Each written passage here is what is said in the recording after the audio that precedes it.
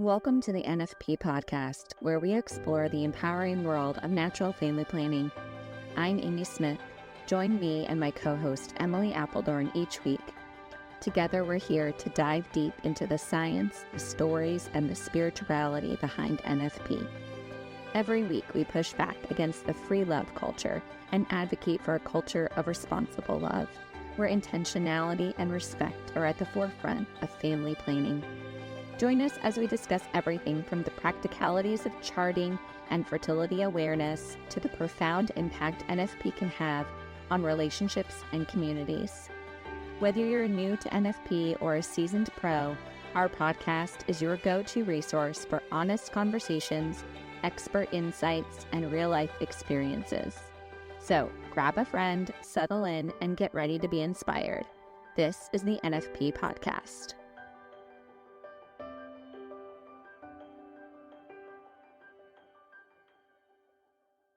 All right, guys, welcome back to the podcast. Emily is not with us today, but we do have a returning guest. Our second returning guest to the podcast, Anne-Marie Williams, is with us. Welcome back, Anne-Marie. Thank you. Glad to speak with you today. Me too. Okay, so for those of you who haven't listened to the first episode, which I'll link in the show notes, you can go listen to that. Anne-Marie, why don't you just give a little update? Well, not update, I guess intro and update for our listeners, for people who don't know who you are and then who do know who you are and want to hear what you're up to right now. So Sure. Who you are and what do you do? Great, thank you. I host a podcast, the Postpartum on Purpose podcast, talking all things postpartum for moms in that first year after baby's birth. I was previously the managing editor at Natural Womanhood. That was my role at the time that I talked to you last. I have transitioned out of that since the baby that's now one has come. And yeah, I think those are the highlights. Are you still just writing for Natural Womanhood, or what are you doing with Natural Womanhood now? Yeah. I just write for them now. I write a lot, but I just write for them. Nice. Yeah. Okay. So that kind of perfect segue then into why we wanted to have you back on the podcast, because you wrote a piece specifically talking about your postpartum experience with the Mira Monitor this time. Is that right?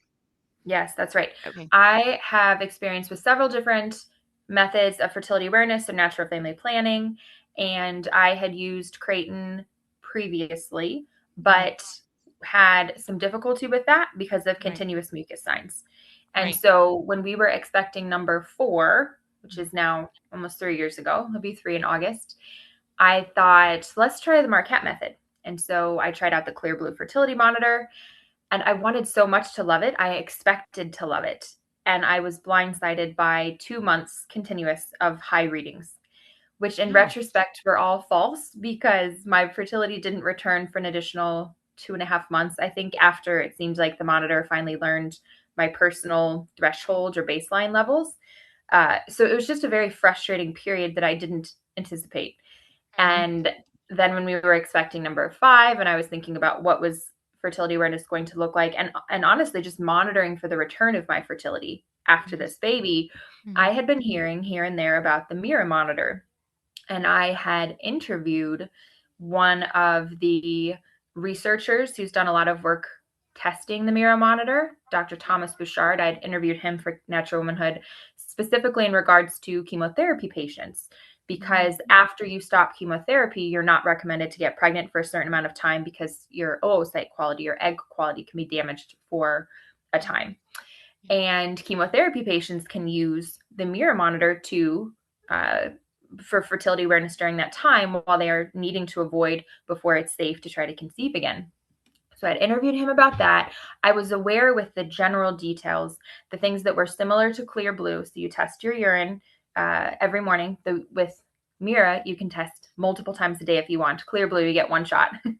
And there is a limited window for hold times. If you get up in the morning and do pee with the Clear Blue Fertility Monitor, I think you have like 4 hours afterward to test if you're not testing right away. With with Mira, it's a little bit less than that. So I was aware that in general, we were using something fairly similar, but the major difference was with Clear Blue, you have qualitative readings, peak, high, low. With Mira, there are numbers, quantitative values. And the idea is that is supposed to be more objective. You can look at a number and say, is it above this threshold or below this threshold? And if it's above it, then consider yourself potentially fertile. And Marquette, to be clear with everybody, is developing hard protocols for this still. This is still considered a provisional protocol for avoidance of pregnancy. So if you're trying to avoid TTA, you can learn the Mira Monitor from a certified Marquette instructor, but they are clear with you that this is still being studied. This is not the same level of evidence yet as what they have for the Clear Blue fertility monitor. So just to put that out there for people. But yeah, by the time this podcast goes out, Anne Marie, just as a heads up, so we already interviewed Louise Boychek. She's a Marquette teacher, yeah. And so we've had her on the podcast at this point twice, and we also had Dr. Faring on to talk about the Marquette Method. So we've talked about the Mira research that's not done yet. Perfect. Okay, great. And so my expectation was I'm going to test my urine just like I was used to before, and I'm going to have numbers, and those numbers will be very clear to help me understand, is today a day of fertility? Is today not a day of fertility? The reality of what I found, and this is what I wrote at length in the Natural Womanhood article, it had to be more nuanced, right? Like everything has to be more nuanced than just above, below a number.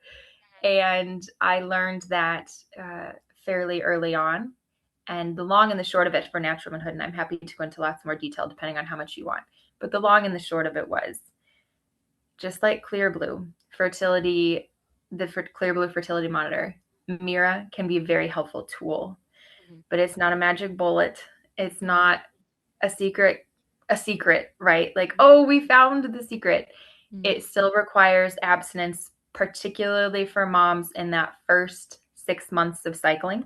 If they're breastfeeding, that first 6 months after their fertility has returned, you are still going off of what the algorithm tells you for abstinence, not the Mira numbers, unless your Mira numbers tell you to start abstaining sooner than what the algorithm tells you. Now, isn't that what the instruction and protocol from Marquette tells you? As far as? Like when to abstain and when to avoid, what's fertile and what's infertile. Yes. So when I was just learning about Mira, I thought it was going to be every day you're checking.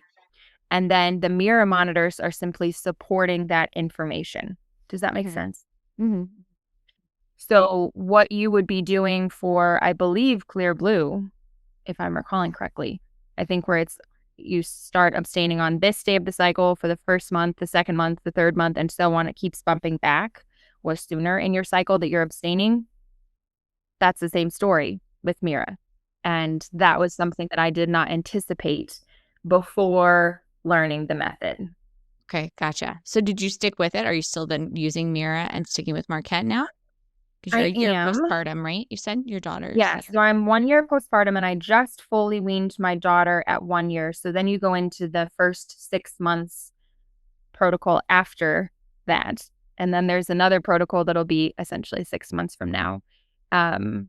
Something else that surprised me about using the Mira Monitor is that I knew there were 4 different types of wands, and that there were 2 that would be most practical for most women using it for fertility awareness. One tests LH and estrogen, and then one tests LH, estrogen, and progesterone. Mm-hmm. But what I found was that the one that tests LH and estrogen only, just the 2, the plus wand, my estrogen levels read much lower, like 40 to 50 points lower than they did on the max wand, which tests LH, estrogen, and progesterone. Wow, did you inquire why such drastic? Oh, of course. Of course I did, because when you learn the method, the first thing you learn is consider your fertile threshold at this number, right?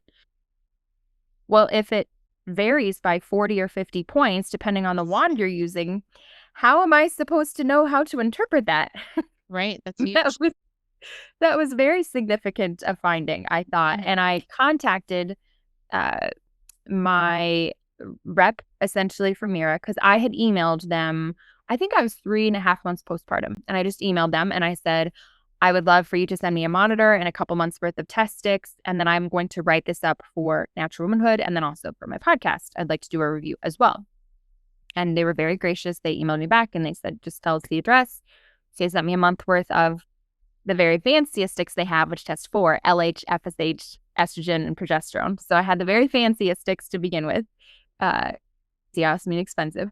And then this monitor. So I did a month worth of those. And then after that, when it was time for me to reorder, that's when I went down to the plus wand with estrogen and LH. Mm-hmm. But like I said, immediately I saw this drop of 40 to 50 points. And then like a month after that, when I tested, because I've used 3 different kinds of sticks. I've used the super fancy, I've used the max with the 3, and the plus with the 2. The super fancy one and the max, those ones have pretty much matched for LH, estrogen, progesterone. But the plus ones with just 2, those were the ones that were 40 to 50 points lower. And I emailed the rep from Mira and I just said, I'm really confused. What is happening? And she confirmed to me, yep, that's the expected normal variance from one type of stick to the other. And I thought, oh, that was my kind of, oh, this is not a magic bullet. This is not a secret pill. Oh, okay. It seems really misleading, though. I mean, as like a consumer, to think, you would think if just because the wand might not be testing the other things, it's still testing the basic things that were also being tested in the fancy wand. So, I mean, that's like huge. That I think of like any other product you buy and it's like a 40% decrease in the quality or a 40-point decrease in the quality of whatever you were receiving. Like that's huge. I don't know. Right? You go like out to a restaurant, you get a meal, and then like you get the same meal the next day, but without the extra side. And now your meat portion is like half of what it was. I mean, that's like pretty noticeable. It was pretty noticeable because it's like, well, which one is actually me? Yeah, what's accurate? Which one of those numbers is actually mine? Right. And then I'm curious in the study they're doing, testing the monitor with its effectiveness rating. I imagine they've got to be seeing the same thing. And so how are they working that out, I guess, to find efficacy? So several things. So the rep eventually referred me to Rosemary McKenzie, who's a longtime symptothermal method instructor, but she's also now I'm going to get her title right. I believe she's the clinical manager for Mira. And so she's long time in the NFP fertility awareness world. And I talked to her for an hour and a half on the phone over Zoom about all kinds of different things related to this. And she said increasingly, again, provisional protocols, but increasingly Mira is moving more towards your personal threshold as opposed to a specific number. Above this is fertile, below this is infertile. So you're looking at it more as establishing what your personal baseline is. So if you were to use the plus ones, that just test 2 things, right? And you use them continuously, you will establish a certain baseline. Okay.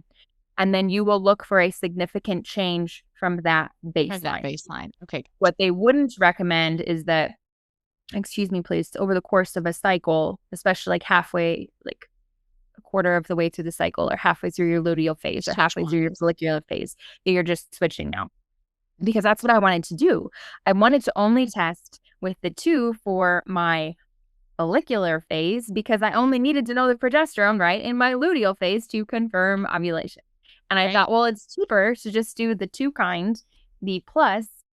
I would rather just do that. And I think they still are okay if you switch like right around the time of ovulation, so long as all of the follicular phase is the same or all of the luteal phase is the same. But that was the major takeaway that I had from the conversation with her, was that what you look for is whatever type of wand you choose, you look for what your baseline is, and then you look for a significant change from that, which is why the number, a specific number, 100, is less important than about what do you run and then what change do you see from that. Which I think is fair as far as it goes, but it still leaves this concern to me of, but why is there such a distinct difference? Because interestingly, LH numbers read the exact same from both types, all 3 types of ones. My LH numbers were unchanged. It was just the estrogen readings, their estradiol, that were different. That's so and that might sound kind of in the weeds to somebody like, well, what? But I think it's important as a consumer, before you go and spend the money on a monitor, before you spend the money on wands, to have this sense ahead of time of, hey, you probably won't want to flip-flop around if you're going to do this in terms of the wands. And you absolutely should plan to work with an instructor, because we ended up lowering my threshold, especially early on, because in your first couple of cycles postpartum, right, while you're breastfeeding especially, your hormone levels can be blunted. And so you may not actually reach 100 or whatever the threshold is that's been established. And that doesn't necessarily mean, oh, you're not fertile. Again, you're looking for a change in basic pattern. So that was all very interesting to me. This was fascinating. I learned this in the conversation with Rosemary. I think this explains actually at least one, maybe both of our last 2 children's conceptions. But when you are in your first 6 months of cycles while breastfeeding postpartum, you can ovulate while your estrogen is still rising. Oh, wow. Right? Right. Oh, how interesting. Yes. Because Not something you were taught when you were using the methods. No, I had never heard of that before. And I can't even say that it is or isn't like that after the first 6 months postpartum breastfeeding cycles, because we didn't talk about that. But she did say that during those first 6 months, you can have, an ovulation while your estrogen is still rising. Now, would it be like the first day of your estrogen rise? No, probably not. But day 4 or 5, yeah, you might see that. And this is something else that's interesting too. And I will be very clear here. This is something I wonder about. This is not something that she and I established. But I wonder if the fact that we're checking our hormone metabolites, our hormone breakdown products in urine, is a little bit delayed from what the actual levels would be if you tested my blood or your blood. Do you know what I mean? Yeah. That's interesting to think about. Yeah. I don't know how long that lag time might be. I have seen multiple studies of Mira. Of course, they're all very small, right? Because women's health research in general tends to be quite small. And a lot of it is very new. 10 years old, less, 3 years old or so. But from what I saw, the association is strong enough between blood levels and urine levels in the Mira that you can say, yeah, we can use Mira for this purpose. But it's still not a 1-to-1 comparison or a 1-to-1 ratio. This is an option that we have as opposed to getting our blood drawn every single day, right? Right. But it's not such a strong correlation. Yeah. It's so interesting. Gosh. So this relates back to, you'll have to listen to the interview we did with Louise Wojcik too, Anne-Marie, because we got into a whole conversation about what happens when women who say that they have used a method perfectly, right? Like they followed the directions as they've been given, charting, monitoring, abstaining when necessary to avoid a pregnancy, and they've gotten pregnant. And this was part of Louise's story. But we kind of got off on it to think as, NFP teachers ourselves, it's like, this is a population of women who are conceiving when they're desiring to not conceive. And sometimes, and this is what the conversation one of the ways the conversation went was, I think sometimes, especially as Christians who are using these methods, is we can kind of use, I call it like the God out, and we can say, oh, well, children are a blessing and God must have just really wanted this baby. Sure. And we can use that, I say the God out, as kind of a cop out to say, or maybe we're missing something, you guys. Maybe, obviously, children are a gift. God gives us life. God is the creator of life. All those things can be true. And it could also be true that perhaps this is happening, not for us to brush it off and just say, oh, well, God really wanted that baby to come about. It's like, well, or maybe we should be pointing towards we're missing something here. Like our directions are off. This woman claimed that she has followed everything to a T. We have no reason to doubt her or her husband. They've abstained when they were told to. They follow the directions, and still this baby has come about. Is it really fair to God to kind of blame him and just say, oh, God wanted the baby, move on to the next thing? It's like, or we need to self-reflect and say, maybe our directions are not clear enough. Maybe we're the totality of this. That look, estrogen's not like the number's not as high and you could still ovulate. I didn't know that. Nobody knew that. No one told me that.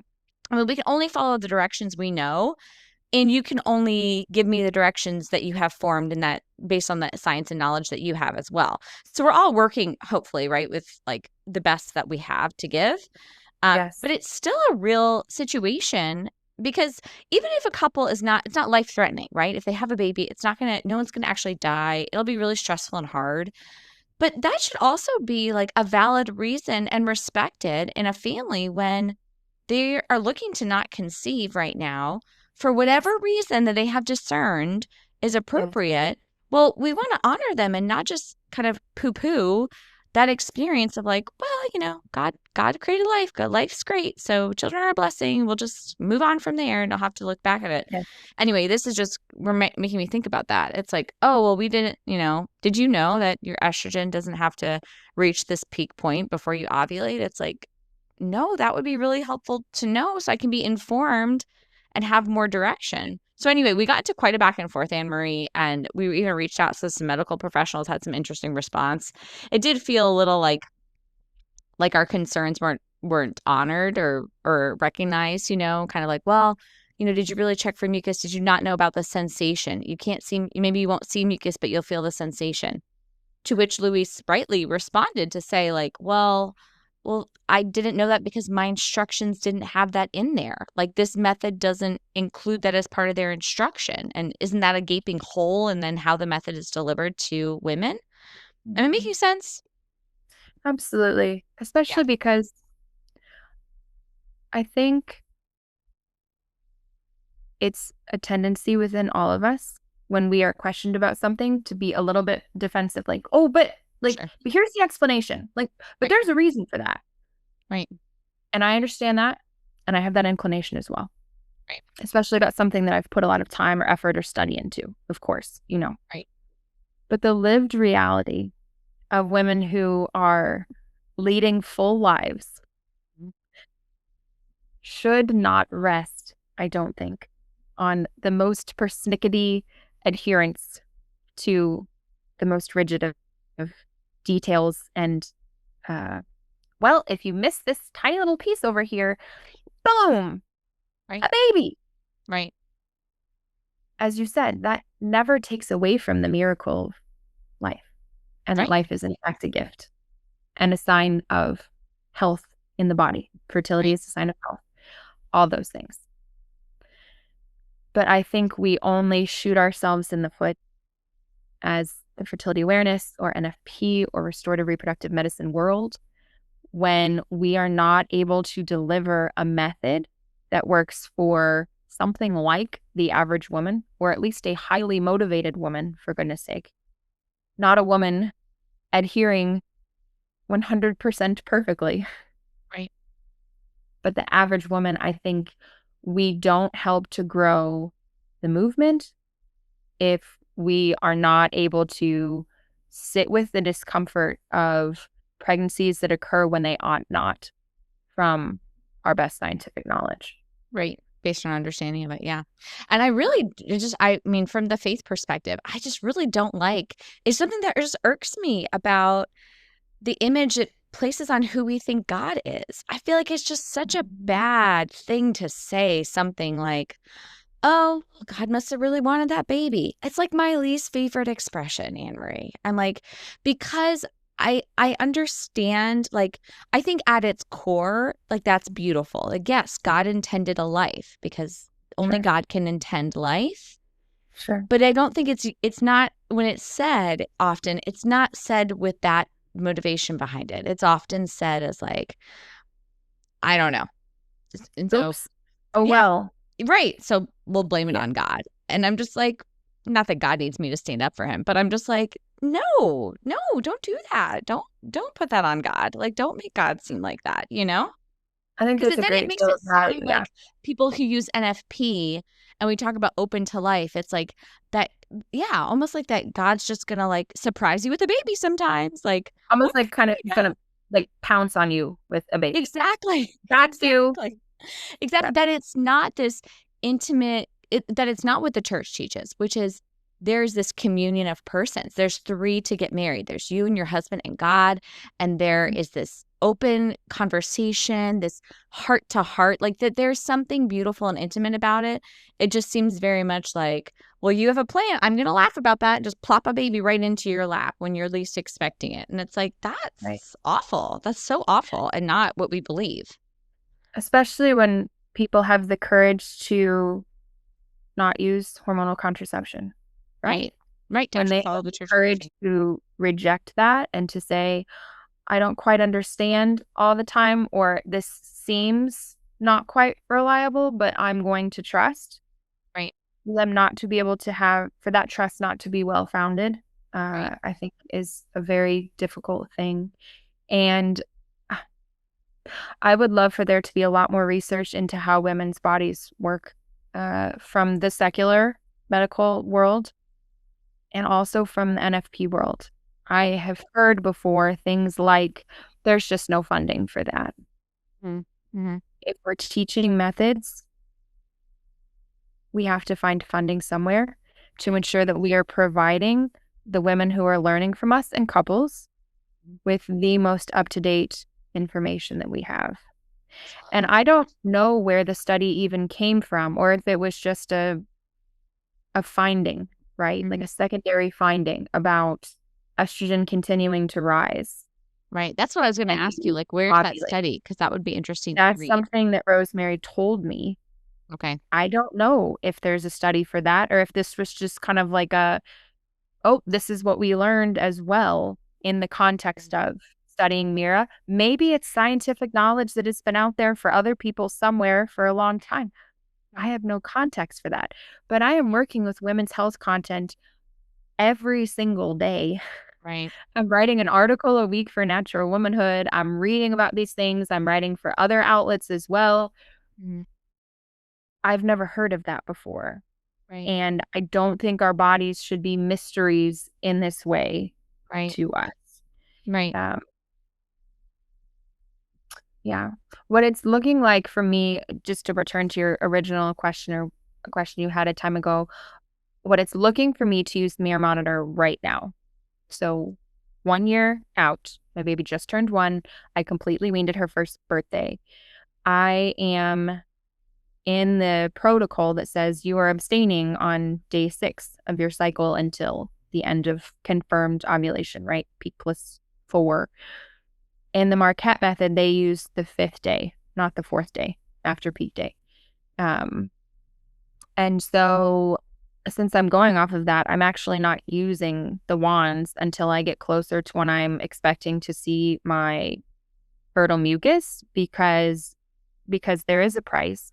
And this is something helpful. If you work with a certified Marquette instructor, they have a great discount code that they can offer for women who use the Mira Monitor, which really brings the price pretty close to in line with Clear Blue. And I appreciate that.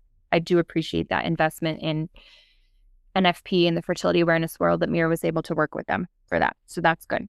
But just for myself personally, if I already know I have to abstain, I'm waiting to check my trends till closer to when I anticipate, which like for me personally, my fertile mucus doesn't usually start till like day 11 or 12. So as I get closer to that, I'll test just to start seeing. But something else too, and I did see a small study that was done about this, Mira is not that good at identifying the beginning of your fertile window, which is another reason that there's the protocol, the algorithm. It's better at closing it. Like it'll confirm ovulation for you. Here's your peak day. Here's your, with LH, here's your peak of progesterone afterwards, which is great. But that's another reason that I wonder about the delay for time between like your blood levels on a given day and then when that will be reflected in your urine, that's another reason that I wonder about that, because I saw that serum blood draws were much more accurate in this study of like 20 women than the Mira Monitor was at identifying, okay, this is the first day of your fertile window. Oh, so interesting. Yeah. Wow. I just find, I mean, I'm so curious over the next 10 years. Like, there's been so much since I started in this, realm like 13 years ago. There's already been so much, I guess, kind of like there's been a lot of progress, but not as much as maybe you would think. And now with just the improvement of technology, I think over the next 10 years, I project there to be even more progress in that same period of time. Because it sounds so, I don't know, still to me a little mind-boggling. Like, this seems like a simple system, right? We ovulate once a month. We have a fertile window, and then we're infertile. We have a menstrual bleed. Like, surely we know so much already. Right. Surely we can just know, when am I going to ovulate and when am I not? When am I fertile and when am I not fertile? And then I can make decisions based on that. So anyway, it will be interesting to see as technology continues to advance, the world of kind of femtech, or maybe just our scientific understanding of the body, how we I'm really curious get more accurate. If like 5 or 10 years from now. Right. Yeah. But I'm curious if a couple of years from now, if we'll still be doing urine, or if we'll actually be back to blood, but some type of at-home blood situation. Because we have, right? People can check their blood glucose, right, with finger pricks. Yeah. I think this was an not article. With a fingerprint anymore, right? They can just wear the continuous glucose monitor. Yeah. But I'm just saying, like, the fact that you can take a blood sample and you can check what your blood glucose is, like, instantly, practically. Right. There's some type of product on Amazon that I came across as I was doing my Mira Monitor research for my write-up. And I want to say it was like a finger prick test for, was it a finger prick test for estrogen or progesterone? Like, there was the very beginnings of some type of at-home, I think, blood test. I think it was for estrogen and progesterone. So yeah, if that was more real-time information, I'd be curious about that as well. Right. Yeah, I'd be curious about that as well. I'm not sure where things will be and what they'll look like 5 or 10 years from now. But I will say that on the whole, personally, I still feel fairly frustrated at the options that are available to women right now. Specifically postpartum women who aren't necessarily having mucus signs that correlate with their fertility status, right? Because that was another very small study. Maybe you and Louise talked about this, but there was another very small study done by Dr. Thomas Bouchard finding that women's mucus signs during those 6 months postpartum while they're breastfeeding, fertility's returned, only correlated with their actual fertility status about 33% of the time. I had never heard that as a Creighton model teacher. Now, I will say that doesn't mean that, like, no one ever told me that, or it wasn't somewhere in a book. I don't remember ever hearing that. I know I never, because I didn't know it. I know I never told anyone that. I was shocked. And I was it's so funny, Anne-Marie, when I read your article, I was so bummed when I read your article because this postpartum, my husband and I decided to do Marquette Method. And I've only ever been like the mucus Creighton model. And so I reached out to Louise and I got connected with one of the teachers kind of under her umbrella, and got the monitor and started using it and thinking, this is great. Like, I'm so excited because I don't have to always be doing the mucus check. I know things are going to be different postpartum. Anyway, I was like super, super excited. And then I read your article and I was like, oh, I'm like not as excited as I was before. Which is not in a bad way, Anne-Marie. No, not in a bad way. Like, you brought me to reality. Like, I was very much in this, like, oh, like, this is going to be like the perfect thing. Like, this is like, I've reached the point with this method where, like, I don't have to be thinking about this very much anymore. And so it was good. It was kind of like, yeah, not quite. Like, you still need to be, it's a tool, like you said, right? Like, it's a tool in the toolbox. It's great. It is great. There's going to be a lot of good information coming from it. But no, it's not perfect. But Yeah, so it was good. It was very good. You brought me back down to earth for my little cloud, my little Mira cloud. But it has been enjoyable. I mean, I have enjoyed Marquette. What's that? I was like, I'd love for you to be able to go back on the cloud. I'm sorry. No, I don't want to be. No, I'm all about. No, false clouds are not good, Anne-Marie. Living there is not a good place to be if it's not the truth. I would just like it to be a real cloud. That's what I'm saying. I would like the cloud to be real.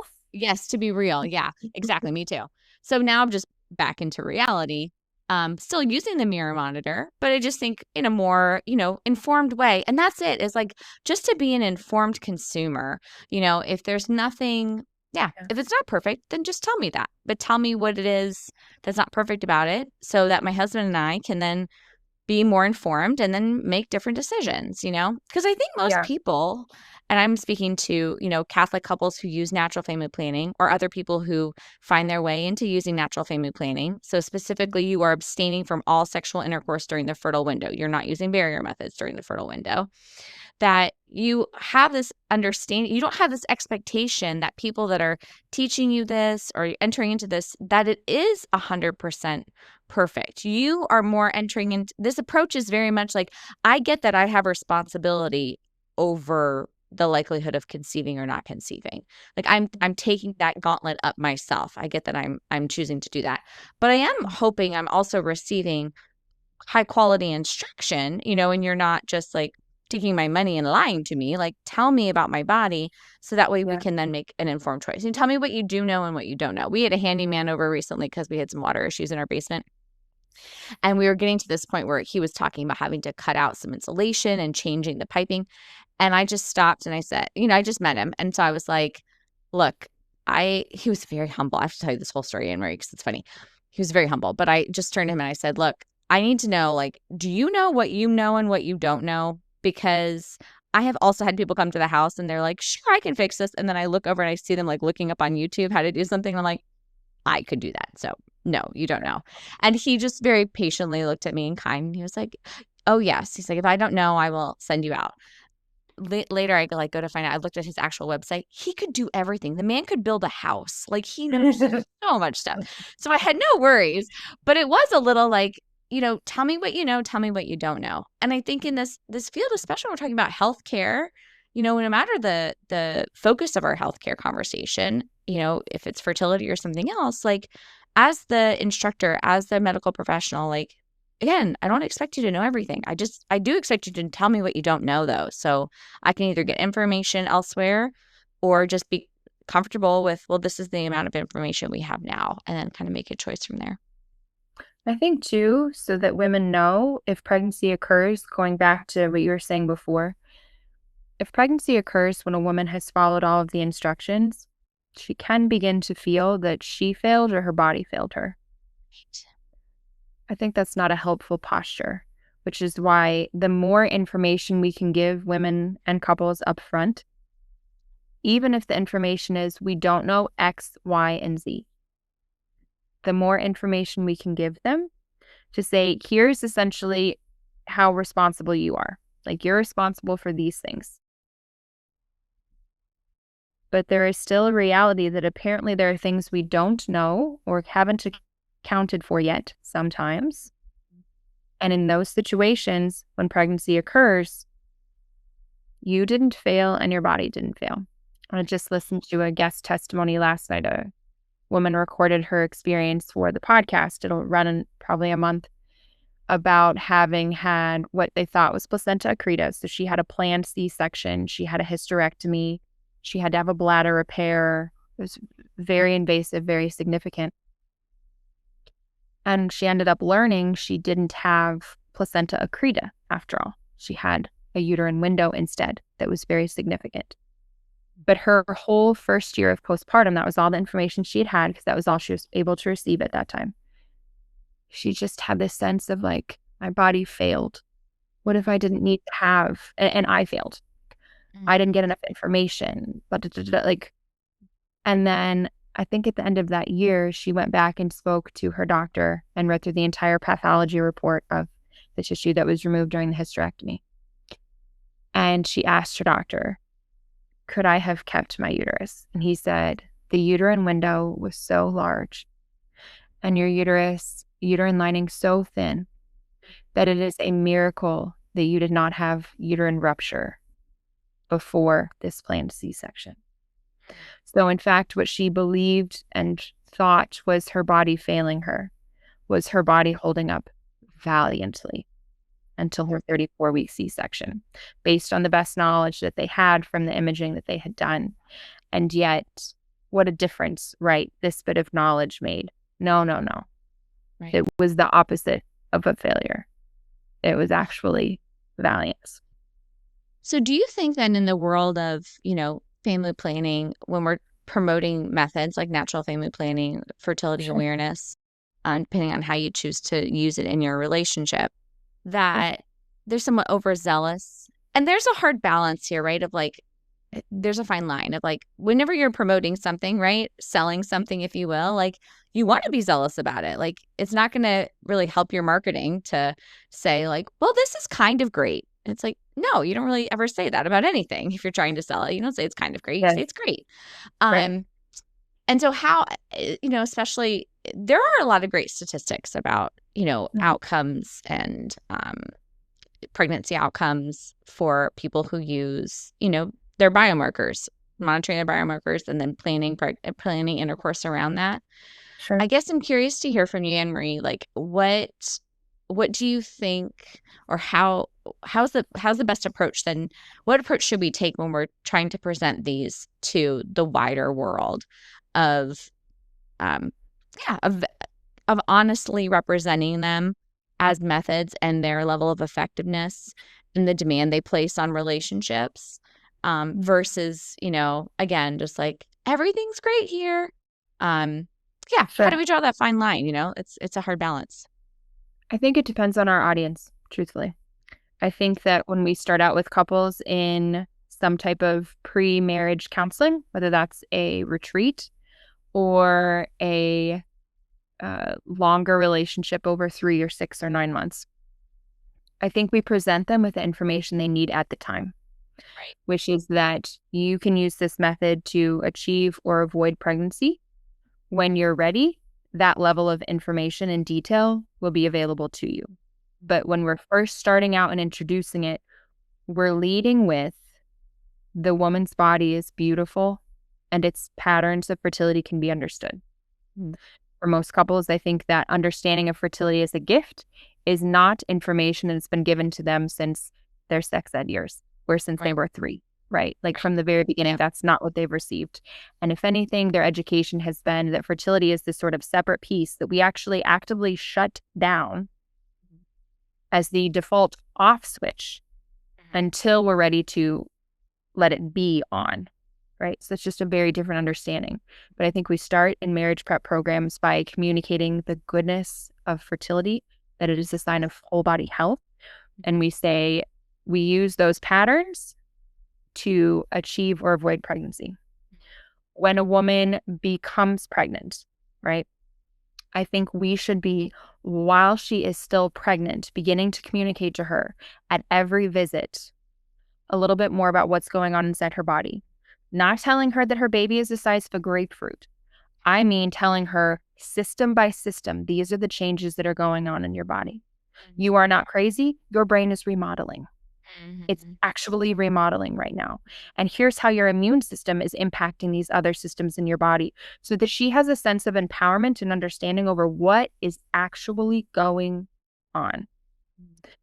And then maybe towards the very end or early on in postpartum, I want that woman to then be educated. If you are breastfeeding this amount, this often, this long, the chances of your cycle returning before 6 months, super low. But there is still a population who will meet that criterion and who will have a return of fertility. And I know because it's happened 3 times to my sister. Most recently, her cycle came back at 4 weeks. Her actual cycle. Her actual exclusively cycle. nursing? Exclusively nursing. Wow, that's Her crazy. actual period came. Now, the information that you and I would then get into is she likely able to ovulate successfully and conceive a pregnancy at that point? No. But her cycle, her cyclical bleeding started at that point. Wow. So I think we need to be frank with women. Here's what we expect. In a very small number of cases, this is what can happen still. And we're slowly giving the information, what she can take in at one time, not in one class for 1 hour, but we're slowly in relationship releasing this knowledge so that she's able to take it in and recognize, Right. especially in postpartum. I think we need to be the most frank with people about postpartum because that is the most likely window for an unexpected pregnancy, right? And Go ahead. I would say, sorry, I didn't mean to interrupt you. I was gonna say, and one of the most like challenging times to find out that you're pregnant because you're Yes. because of all the things you had a new baby. Like I say a lot on this podcast. I talk about it a lot. Like it is okay if you have a baby and then you're not thinking, I want to get pregnant again and have another baby right now. Like Yeah. that is totally normal.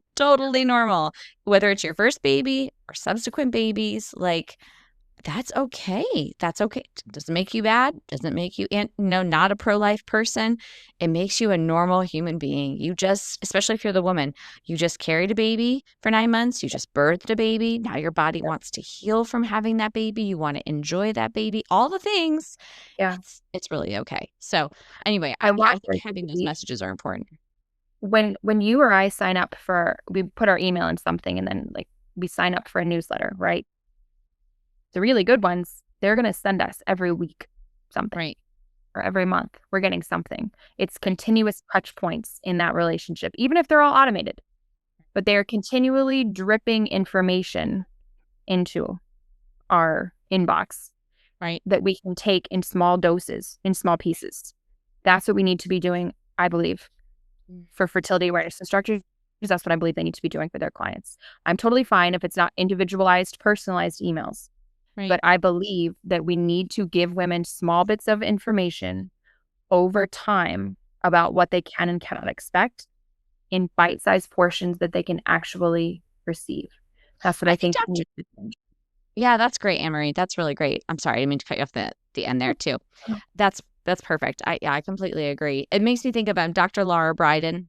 I really enjoy her newsletter. I think she's really good at doing that. Like I don't see her jump on kind of the flashy headline of the time, but she'll just in her newsletter just very gently like, here's a blog post about this or, this medication or this trend or how your body actually works. Like it doesn't overload you, with too much information, but just enough information.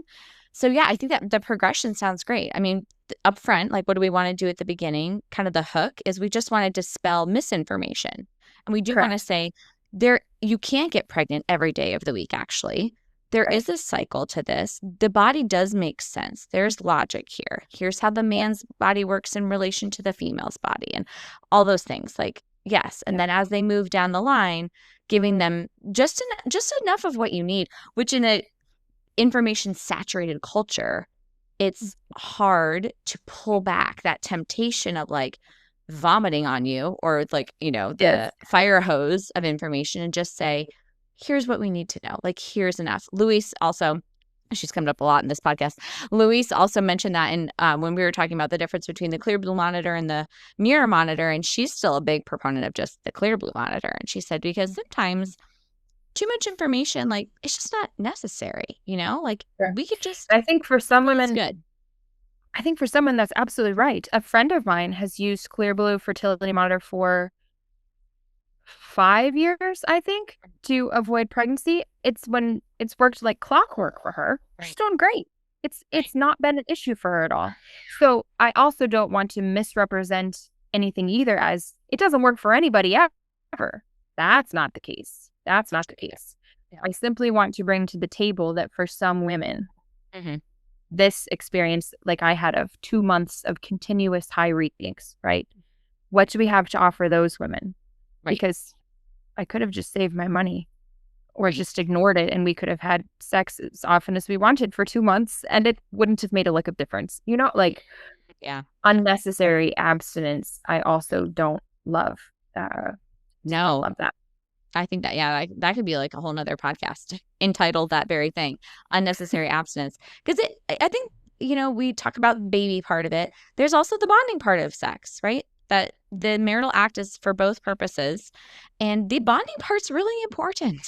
It's also really important. So to be depriving couples, right, well-intentioned couples, and I'm not saying anyone's intentionally depriving them of this, but when we have these long periods of abstinence that are unnecessary, it's like, well, come on, guys. Like that's not the only thing we enjoy in our marriage, but it is a really big thing we enjoy in our marriage that's really special and really necessary for the health of our marriage. So we really want to be as cognizant as possible when we're making the parameters for these methods for our understanding of the fertile window, that we're not overburdening the couple with that. That makes sense.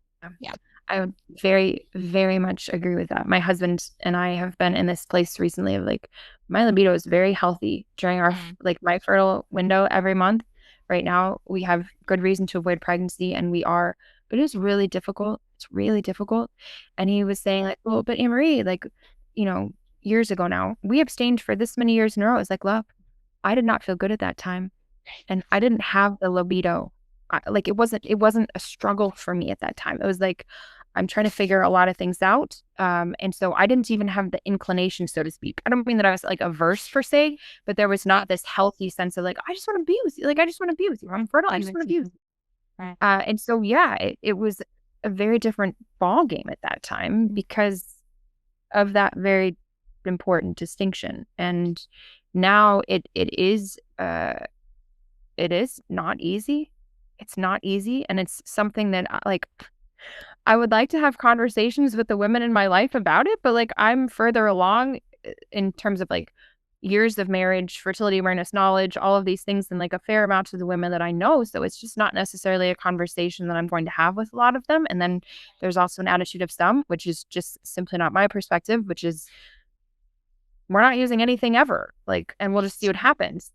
And there's no fault for me for that if that's what somebody else discerns, but like, it's not helpful to me with what we have discerned in our marriage. Like, and what are we doing with the difficulty of this time? And what are we doing with the difficulty of this time every month? It was very challenging. I think it was a good episode, but it was a really challenging episode of the Natural Womanhood podcast for me personally. The last one with Mike and Alicia Hernan of the Messy Family Project. And they were just talking about like the difficulty of when you have so much of your marriage is just focused on avoiding pregnancy. And it's like, I totally agree with you. And yet this instance in my marriage, like this is what we have discerned. And that tension just like pierces my heart.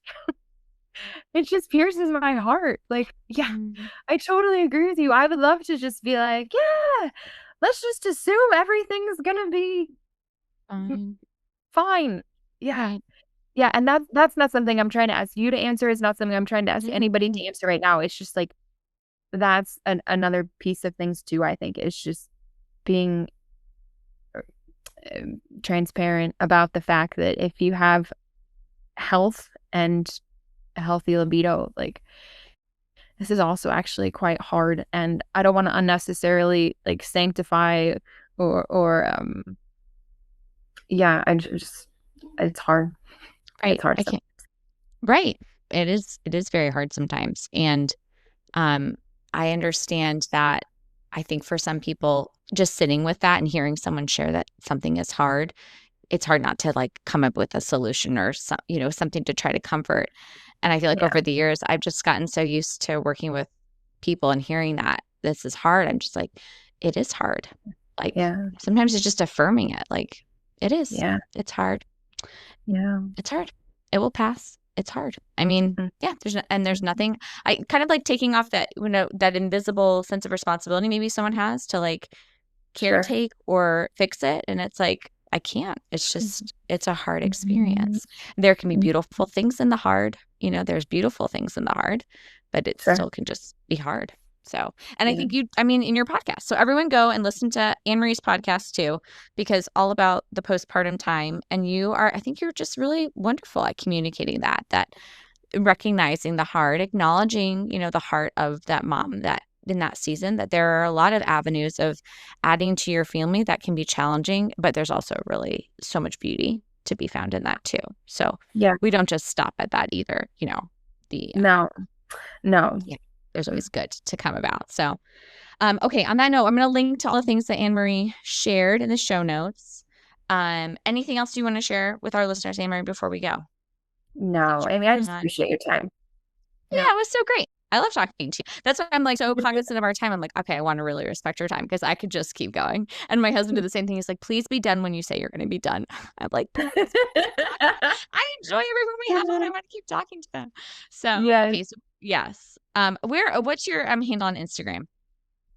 It's Postpartum on Purpose. I don't use, Amy, just to be frank with people, I don't use Instagram hardly at all. Sorry. Okay. 3 weeks ago, I went totally grayscale on my phone 24 hours a day. Like, I turn it off when I go to bed. It's grayscale the rest of the time. The amount of time I've spent on my phone is like, because there's nothing interesting, but it's all black and white. And so I'll like check Instagram on my computer. Okay. But I don't have any social media on my phone. There's nothing there. Because it was just something that I needed to do.